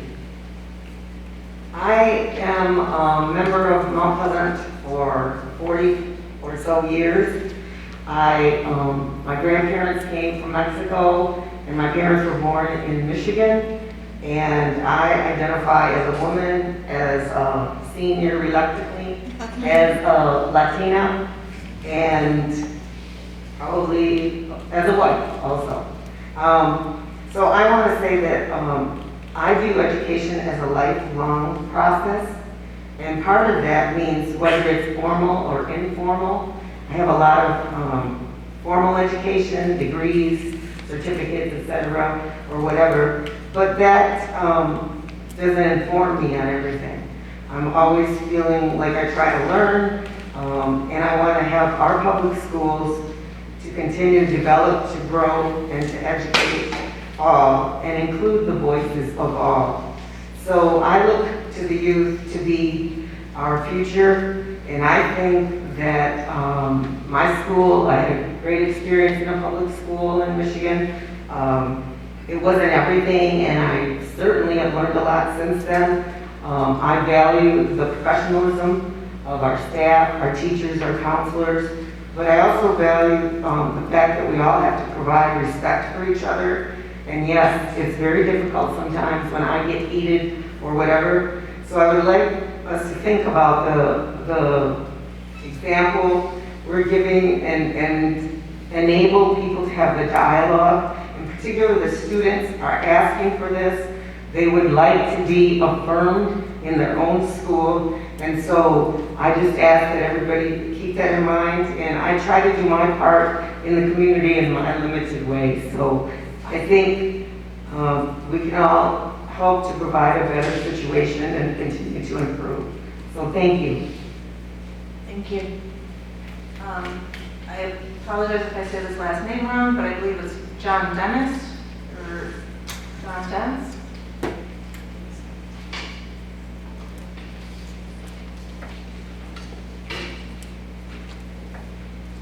It's John Kinsey. Thank you. Nobody gets it right the first time, so don't feel bad. This is the first school board meeting I've attended. It's been very instructive and interesting. I have a couple thoughts on the resolution from the Moms for Freedom, which I think, first of all, that the resolution is really a demand for censorship. It's paradoxical in that respect, because there's an attempt to limit communication, restrict communication. I went to high school in the 1950s over in Saginaw. I'm a proud lumberjack from Arthur Hill High. There were over 2,000 students in that high school when I attended, a lot fewer now. And one of the things that entered my mind as I heard this discussion was a class that everybody took at Arthur Hill in the 1950s. It was called The Art of Living. And the art of living was basically what today we call sex education. And it was happening back then. It wasn't controversial. Many of the topics that were being discussed tonight were included in that class. It wasn't any big deal, and everybody, I think, learned from it. So I'm kind of puzzled by this current uproar over this curricular item. Basically, we live in a pluralistic society.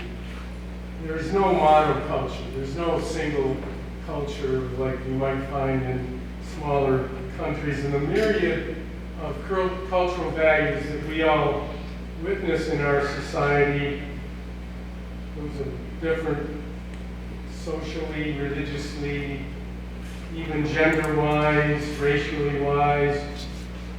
That's a strength of the United States, not a weakness.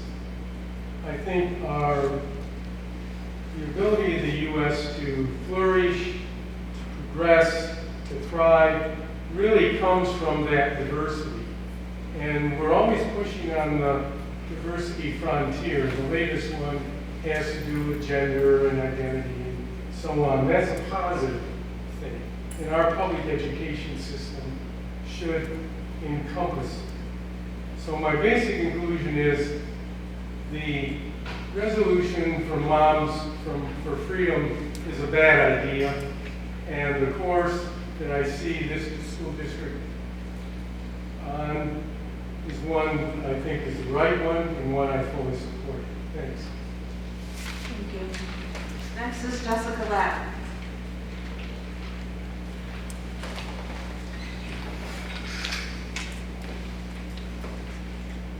Good evening, Jessica Lapp, Union Township. I'm frustrated by the undermining of our public schools by a small group of very loud people. They don't want you to achieve the goals you've set for the school system, goals of inclusion, of excellence in education with qualified teachers. They imply at every meeting that you're not doing your jobs, that the superintendent's office is hiring bad people who are trying to warp our children, that the school board is not sufficiently monitoring what is happening in the schools, which, based on the reports that we've heard over the past year from principal and teacher leaders, is a real attempt to recover after 2 years of COVID. Here's an analogy for you about what I see happening at these meetings. I recently got Invisalign braces for my teeth.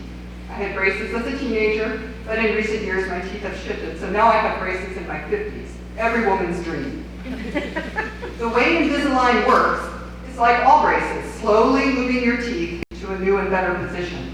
It takes a while, as the underlying tendons have to shift and reset in your jawbone. But I'm uncomfortable. I'm anxious all the time because I'm uncomfortable. Change makes us anxious, even if we know it's for the better. You have to be willing to have some discomfort in order for this change to both occur and then hold in this new position.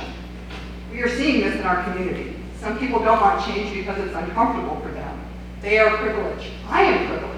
They don't want that to change. They have decided that their comfort and their children's comfort is more important than other children, other families, more important than equality, inclusion, and sharing.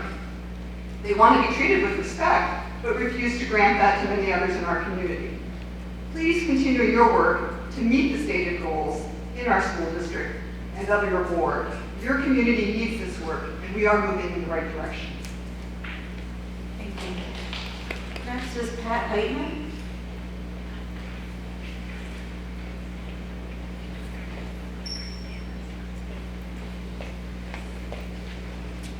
Good evening. Pat Heitman. I'm a longtime member of the community. 4 kids graduated from this high school, and a employee of Mount Pleasant Public Schools.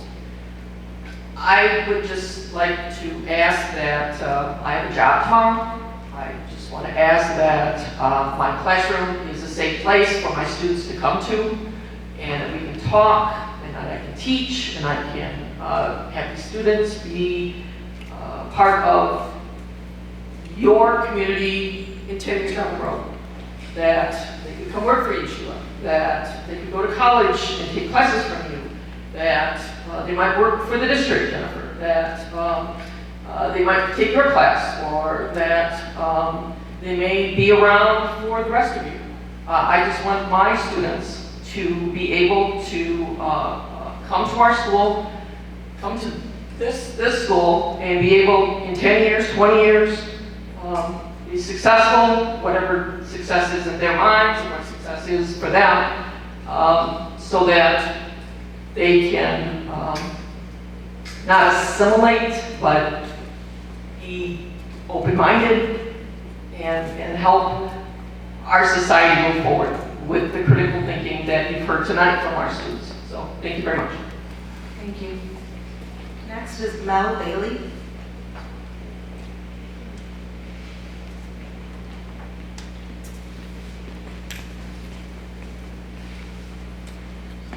So I'm not gonna lie, I signed the yellow sheet on accident, but I'm here anyway. I wanted to say hello because I am both a Michigan resident, or Mount Pleasant resident. I was born and raised here, and I also have a child in this school.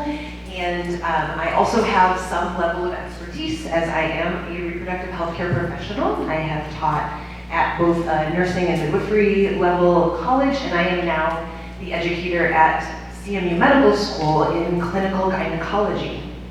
So I have both been tasked with training our young medical professionals and now have been tasked over the next 3 months with revamping that curriculum to include things like providing respectful care for all individuals. And I hate to have to re-educate some individuals, but yes, as was previously stated before, a doctor looks at a newborn and from their best discernment assigns them either a male or female gender. However, what we now know is that biological sex has other components that have to do with our chromosomes and with hormones that are not fully expressed until later in life. And statistically, it is more common to be an intersex individual than it is to be an identical twin.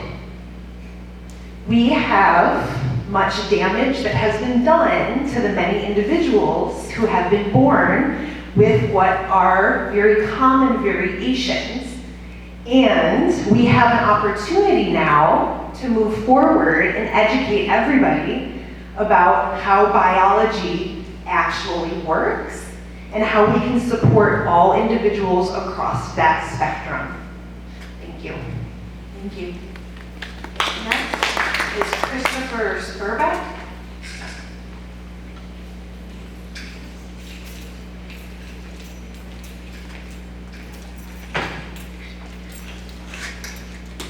Hello.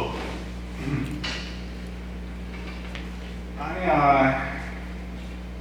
about as white as you can get. Check out my 23andMe. I grew up in a small town, Lake Station, Michigan, down there. And I have to say, I don't feel that being included and taught about variations in race or gender is such a horrible impairment that I would take back the education I received, in order to experience life with blinders on. And when you go back and you look at where your formative knowledge comes from, it's not from modern news and such. You fall back on the education you received growing up in your formative elementary, middle school, and high school. That's where you get your education. This idea that equity and equality are the same isn't true. And there's a difference between biology and social role and gender. And it took me a very long time to understand that. But I think there are plenty of people, parents included, that will put blinders on their children so that they don't experience the world. And then when you get out into the world and you don't have that education, it's like hitting a brick wall. In Sheila Murphy, there is such a thing as white supremacy. There is such a thing as hatred and discrimination. And you can't remove and censor a student teacher any more than you can the student body. When you impose these regulations on teachers, you are hamstringing them from removing the blinders on the children. You are keeping them blind. So when they go out into that world later, and they've never discussed these issues with educated individuals that you have to trust, because you're never going to put enough little regulations down on a piece of paper to keep the teacher from ever being a person and talking to their students. You know, they need to be able to get out there and have the affirmation that they are who they are. Thank you. 2 minutes, please, back. Okay. That's all I wanted to say, is that I think censoring is wrong. Education is what you're here for. Do it. Thank you. Next is Bob Bush.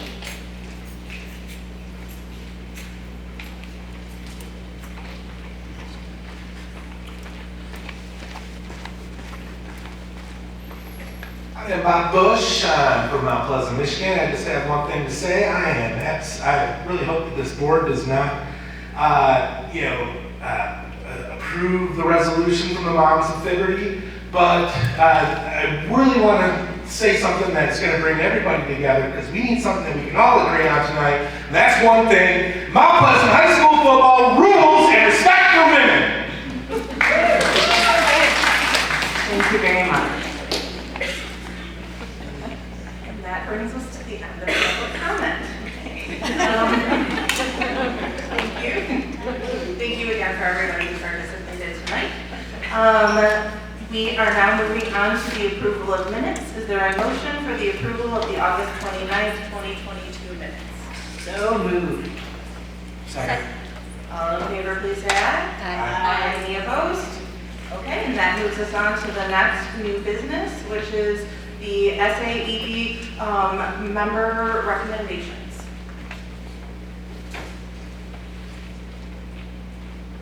I believe Kate Connors is here and can we speak to this?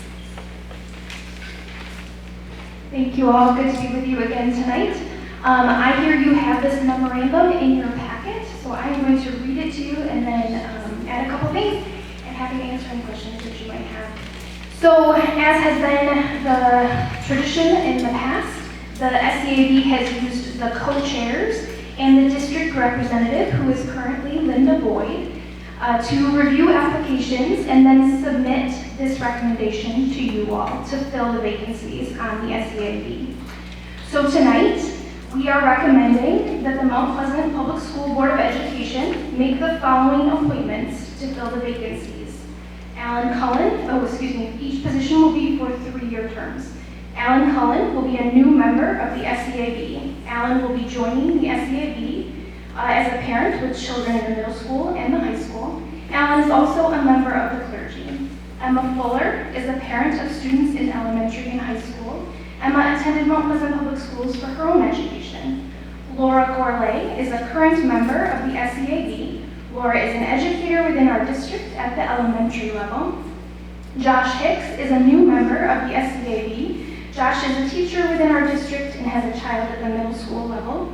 I'm looking at a previous version of this, but I hear Caleb House is next in the list, and he is the new health teacher here at Mount Pleasant High School.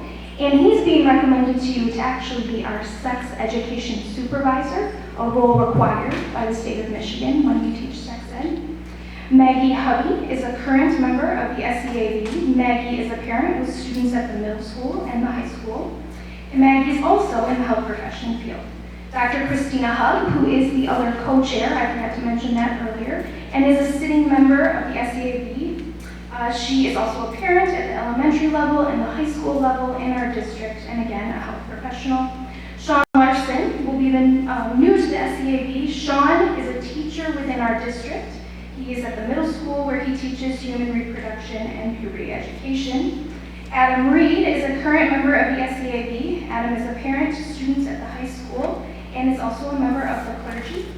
And lastly, Mary Martinez will be joining the SEAB as a parent representative. Mary has an elementary age student within our district. The SEAB committee recommends the board appoint the above applicants to the Sex Ed Advisory Board for 3-year terms commencing in the fall of 2022. The appointment of these individuals will keep the SEAB aligned with the state guidelines as it relates to the configuration regarding clergy, educators, health professionals, and parents.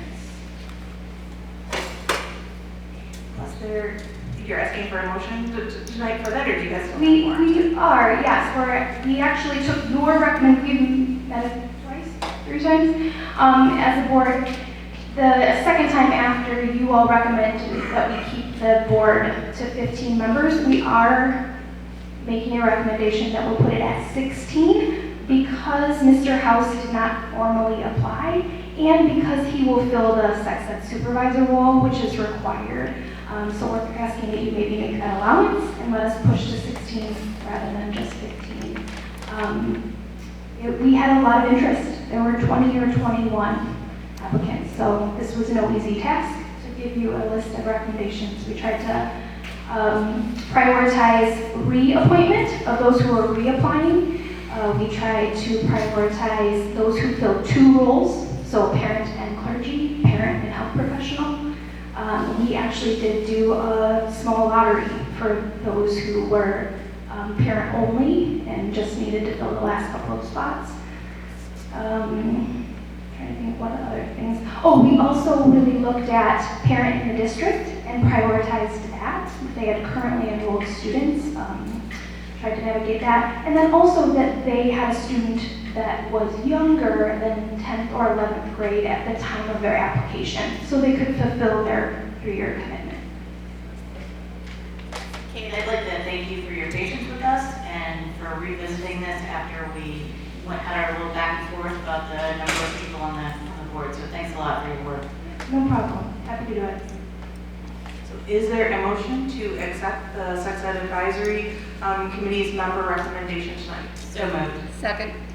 All in favor, please say aye. Aye. Any opposed? And that passes. Thank you. Thank you so much. Next is resignations.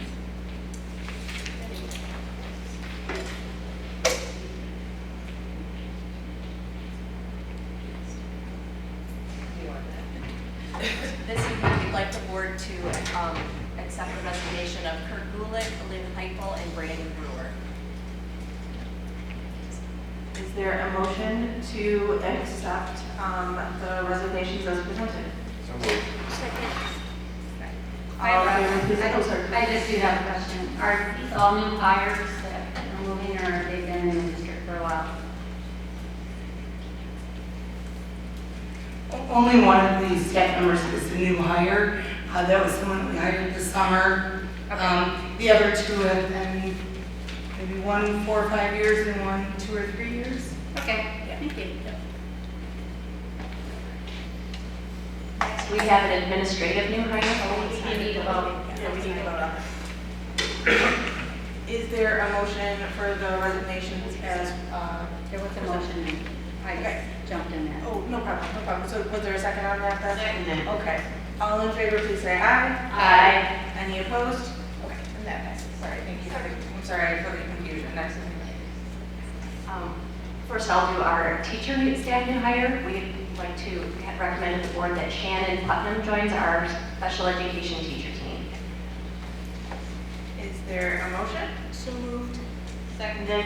All in favor, please say aye. Aye. Any opposed? And that passes. And next, we have an administrative new hire, Julie Wright, for a new position at Mount Pleasant Middle School as a Dean of Students. And I believe Julie is in the audience in the back there. Thanks for coming, Julie. Is there a motion to accept Julie's term? So moved. Seconded. All in favor, please say aye. Aye. Any opposed? Okay, and welcome to the district. Thank you so much. And that moves us on to donations. In your board packet this evening, you have 2 donations, one to Lowell Elementary and one to McGuire Elementary. They are both from the Walmart Foundation, and each building is receiving $500 in school supplies. They actually called our principals last week and said, we have $500 come spend it. And so they did. Yeah, so it was pretty awesome, and I know that both principals shared their supplies, photos of their supplies on social media, but we're obviously very grateful for our community partners. So we're just asking that you officially approve those donations this evening. So moved with thanks to the Walmart Foundation. Second. Wonderful. All in favor, please say aye. Aye. Any opposed? All right, thank you very much. That was very kind. Next, that brings us to the Board of Education discussion. This is a time for any board member to discuss any issues or concern that they may have. Is there anything that anyone would like to continue to discuss or bring up that hasn't already been discussed earlier in the evening? I'll keep it brief, but I want to thank our students that took the time to come today to stand up in front of a mic and talk to a big audience. That is a big deal. We know this. And so a big thank you for coming. Absolutely. Seconded. Along that line, mental health. Jen, could you talk a little bit about the new mental health partnership that we have? So we are working with a local organization called Isabella Citizens for Health.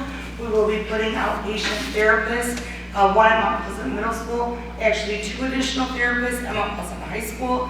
And as soon as they find someone, a person at the Way Oasis building. So we're really excited for this partnership. This is paid for through 31N monies, so it isn't costing our district anything, and it will allow our students to access additional mental health support. So we're really excited. If you're not familiar with Isabella Citizens for Health, they're a great community partner, and they saw us out, so we're really thankful to be a part of it. Yep. On Thursday night, there's the Grapes and Grains. I'm wondering if you might be able to tell the community a little bit about that. Thursday night is our annual fundraiser from the Mount Pleasant Public Schools Education Foundation. It's called Grapes and Grains. It's an event at Let's Run. Tickets are $60, and I happen to have some if anyone would like to purchase it. But it's a fun event. It's not an auction or anything like that. It's just a nice way to kick off the school year and to raise funds. Along that line, the Education Foundation is also kicking off their grant cycle. They provide 10 grants annually to teachers, and so our teachers will be submitting those applications. They're due September 30th. Does anybody have anything else that they would like to add at this time? Not seeing anything, I call this meeting adjourned. Thank you.